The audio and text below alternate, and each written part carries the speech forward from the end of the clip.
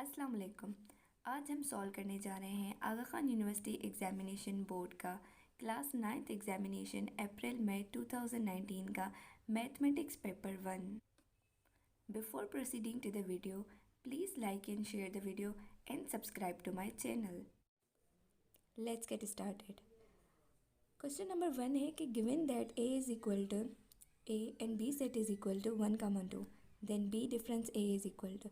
जब हमें किसी भी क्वेश्चन में डिफरेंस गिवन हो तो हम क्या करते हैं कि उनके एलिमेंट्स को सब्ट्रैक्ट करते हैं।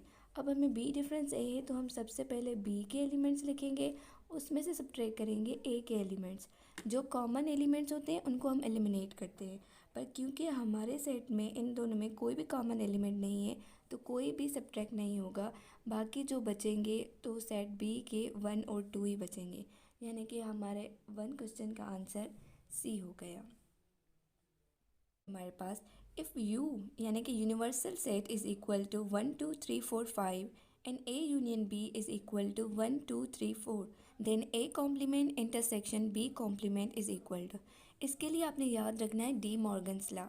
डी मॉर्गन्स लॉ के according A complement intersection B complement equal होता है A union B whole complement के।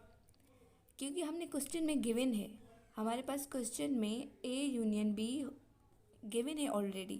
हमने क्या करना है, ए यूनियन बी का होल कॉम्प्लीमेंट निकालना है, क्योंकि वो इक्वल है हमारे A complement intersection B complement के, जो कि हमसे क्वेश्चन में पूछा गया है। तो इसको निकालने के लिए हम क्या करेंगे, किसी का भी कॉम्प्लीमेंट जब निकालना होता है तो हम उसको इक्वल करते हैं जब हम यूनिवर्सल सेट के वो यूनिवर्सल सेट से, यानी कि वो सेट हम सब्ट्रैक्ट करते हैं, डिफरेंस निकालते हैं उसका। तो जब हम इन दोनों को देखेंगे, यूनिवर्सल सेट को और ए यूनियन बी को, तो हमारा 1 एलिमिनेट हो गया, हमारा 2 भी एलिमिनेट हो गया, हमारा 3 भी एलिमिनेट हो गया और हमारा 4 भी एलिमिनेट हो गया। तो हमारे पास बाकी जो बच रहा है वो हमारे पास 5 बच रहा है। तो हम कह सकते हैं कि हमारे पास जो U difference A union B का आंसर है वो बी आंसर है। Question number 3. For the three non-empty sets x, y and z, the correct option is। जब हम 3 सेट्स की बात करते हैं तो हमारे पास 2 प्रॉपर्टीज़ हैं, एक एसोसिएटिव प्रॉपर्टी है, एक डिस्ट्रीब्यूटिव प्रॉपर्टी है। हमारे ऑप्शंस में सारे में हमारे पास एसोसिएटिव प्रॉपर्टी शो हुई है, लेकिन एसोसिएटिव प्रॉपर्टी की एक ख़ासियत ये है कि उसमें आपने ये याद रखना है कि जो ब्रैकेट के अंदर साइन है वही ब्रैकेट के बाहर साइन होने चाहिए। यानी कि अगर यहाँ पे यूनियन है तो यहाँ पे भी यूनियन होनी चाहिए, अगर यहाँ पे इंटरसेक्शन है तो यहाँ पे भी इंटरसेक्शन ही होनी चाहिए। चलो जी, लेकिन इक्वल की अगली साइड भी वही होना चाहिए, अगर यहाँ पे यूनियन है तो यहाँ पे भी यूनियन ही होनी चाहिए। सेकेंड थिंग ये है कि इसमें जो ब्रैकेट के अंदर है एक्स वाई और बाहर जेड है, अगली साइड पे एक्स बाहर है और वाई जेड है, लेकिन फ़र्क ये है कि उसमें वाई इंटरसेक्शन जेड हो रहा है। तो हमारे पास ये ऑप्शन हो गया गलत। मैं अगर आपको करेक्ट लिखवा दूँ तो वो ये होगा, चले एक्स वाई है तो हम एक्स के अकॉर्डिंग ही लिखते हैं। हमारे पास होगा एक्स का यूनियन वाई के साथ, और ये this should be also union. Equal के उस साइड जाएंगे तो हमारा एक्स बाहर आ जाएगा और हमारे ब्रेक यहाँ पे भी यूनियन आ जाएगा और हमारे यहाँ पर भी यूनियन होना चाहिए। सही है, तो ये ऑप्शन हमारा मैच कर रहा है डी के साथ। अगर हम यही एसोसिएटिव प्रॉपर्टी इंटरसेक्शन में लिखना चाहें तो हम बोथ साइड इंटरसेक्शन देंगे, और बोथ साइड इंटरसेक्शन जो है वो ब्रैकेट के बाहर और अंदर दोनों तरफ इंटरसेक्शन ही देंगे, यानी कि लाइक दिस। तो इसका आंसर 3 का डी हो गया। Question number 4। For a given binary relation R is equal to A, एक ऑर्डर पेयर ए है, दूसरा ऑर्डर पेयर हमारे पास ए बी है, तीसरा ऑर्डर पेयर हमारे पास बी सी है और चौथा ऑर्डर पेयर हमारे पास बी डी है। हमसे पूछ रहा है कि व्हाट इज़ द रेंज। हमें पता है कि रेंज इक्वल होती है जो सेकेंड एलिमेंट्स होते हैं हर ऑर्डर पेयर के, उनको मिला के हम जो सेट बनाते हैं वो रेंज होता है। यानी कि हमारे सेट की जो इस रिलेशन की जो रेंज है वो बनेगी ए बी सी और डी। हम रेंज को एज ए सेट लिखते हैं, तो ये ए बी सी डी हो गया। रिमेंबर कि रेंज और डोमेन में हमने एलिमेंट्स को रिपीट नहीं करना होता, क्योंकि सेट में कोई भी एलिमेंट रिपीट नहीं होता, तो इसलिए हमारे 4 का आंसर हो गया D. Question number 5। For the sets A set is equal to AEI and B set is equal to 1 2 3 4. The function from A to B will be. अब आपने याद रखना है a function from A to B is an assignment of exactly one element of B to each element of A. यानी कि हम इसके जब ऑर्डर पेयर बनाएंगे, इसके कार्टेशियन प्रोडक्ट करेंगे, हम इनके ऑर्डर पेयर्स बनाएंगे, तो हमारे पास सपोज़ के कुछ ऑर्डर पेयर्स में लिख देती हूँ कि A1 बनेगा, उसके बाद हमारा A2 बनेगा, उसके बाद हमारा A3, A4, इस तरह हमारे पास ये सारे ऑर्डर पेयर्स बनेंगे। फिर E1 बनेगा, लाइक इस तरह हमारे जितने भी ऑर्डर पेयर बनेंगे। तो हमने फाइंड करना है कि इनमें से फंक्शन कौन सा होता है। अब हमें पता है कि फ़ंक्शन की एक डेफिनेशन तो ये हो गई कि उसमें दो कंडीशंस फॉलो होती हैं। एक ये कि उस फंक्शन की जो रिलेशन है, उस रिलेशन की जो डोमेन है वो रिपीट नहीं होनी चाहिए। हमारे सी और डी ऑप्शन में अगर आप देखें तो डोमेन रिपीट हो रही है। सी में ए है सब में, और डी में ए 2 बार आता है, यानी कि हमारा जो सी और डी ऑप्शन है वो तो कट हो गया। ए और बी के अकॉर्डिंगली हम किसको टिक करेंगे? अगर हम ऑप्शन ए को देखते हैं उसमें ए और ई हमारी डोमेन है, और बी में हमारी ए ई आई, यानी कि डोमेन तो रिपीट नहीं हो रही, लेकिन उसमें दूसरी कंडीशन फॉलो नहीं है, दैट इज़ के a function from A to B is an assignment of exactly one element of B to each element of A. यानी कि हमारे ए ऑप्शन में ईच एलिमेंट ऑफ ए नहीं हो रहा, डोमेन कंप्लीट नहीं है, तो इसलिए हमारा आंसर जो है वो बी होगा।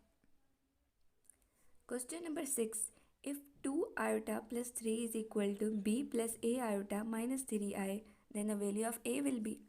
हमने इसमें क्या करना है कि इनको सिंपली जो आयोटा वाले साइड लेके जाने हैं, और जो नंबर है वो नंबर वाले साइड लेके जाने हैं। हम इसको ऐसे लिखेंगे कि 2 आयोटा प्लस 3 इक्वल है हमारे b plus a iota minus 3 iota.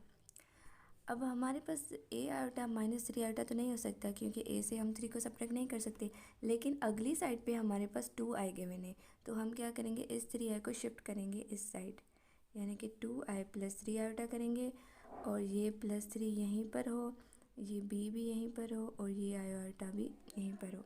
अब हम देखें कि 2 प्लस 3 होगा 5 iota plus 3 equal to B plus A iota. अब देखना है कि ये हमारा जो है आयोटा पार्ट यानी कि इमेजनरी, ये भी हमारा आयोटा पार्ट है, ये हमारा रियल पार्ट है, ये भी हमारा रियल पार्ट है, तो हम आयोटा को आयोटा के साथ करस्पॉन्ड करते हैं और रियल को रियल पार्ट के साथ करस्पॉन्ड करते हैं, इसलिए कि हमारा ए इक्वल हो गया 5 के, तो option D. Question number 7, on simplification of A iota plus iota B minus A we get. अब जब हम इसको सिंप्लीफाई करेंगे तो हम इन दोनों में से अलग कॉमन निकालेंगे, इन दोनों में से अलग कॉमन निकालेंगे। इन दोनों में जो कॉमन है वो आयोटा है। आयोटा जब कॉमन निकल गया तो हमारे पास बचा ए प्लस बी, और यहाँ पे माइनस 1 कॉमन, क्योंकि कुछ भी कॉमन नहीं है तो हम 1 कॉमन लेंगे, और ये हमारे पास हो गया बी प्लस ए।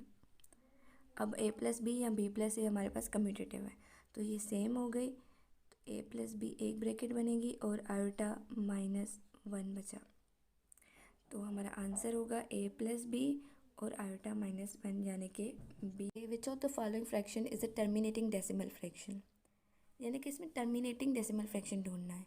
वो ये होता है कि टर्मिनेटिंग हम उसको कहते हैं कि जो डेसिमल के बाद रिपीट ना हो नंबर्स। अब 4/3 को आप डिवाइड करेंगे तो आपके पास रिजल्ट आएगा 1.333 एंड सो ऑन। 3 और 4 को आप जब डिवाइड करेंगे तो आपके पास आंसर आएगा 0.75। रेडिकल 3/2 को जब आप डिवाइड करेंगे तो आंसर आएगा 0.86666, और ये जितना भी 6। 1/√3 को जब आप डिवाइड करेंगे तो आपके पास आंसर आएगा 0.5735 and so on like this. तो इसमें से जो टर्मिनेटिंग है वो बी है, क्योंकि वो डेसिमल के बाद 2 डिजिट्स के बाद स्टॉप हो रहा है। तो क्वेश्चन नंबर 9 है हमारे पास, √a² into B over B cube is equal to, will write a² into B और बी क्यूब। अब वी नो कि बी के साथ हो जाएगा कैंसिल, और बी का पावर बचेगा स्क्वायर, यानी कि we have in result a² over b²। B का स्क्वायर अंडर रूट के साथ कैंसिल, ए का स्क्वायर अंडर रूट के साथ कैंसिल, और हमारा रिजल्ट हो गया ए ओवर बी। 9 का आंसर A over B. Question number 10 है हमारे पास, 5 into 10 power minus B is equal to 0.0500, then B is equal to, हमने फाइंड करना है बी को। बी को फाइंड करने के लिए हम लिखेंगे 0.0500। इसकी हमने पॉइंट को शिफ्ट करना है। पॉइंट शिफ्ट होता है नॉन ज़ीरो डिजिट के बाद, यानी कि पॉइंट यहाँ से शिफ्ट होगा राइट पे 2 डिजिट्स के बाद, ये हो जाएगा 5 into 10 power minus 2। Minus already हमारे पास गिवन है, तो हमारा बी का आंसर हो गया 2, यानी कि 10 का आंसर डी। बाकी के क्वेश्चंस हम वीडियो के नेक्स्ट पार्ट में सॉल्व करेंगे। टिल देन बाय, अल्लाह हाफिज़।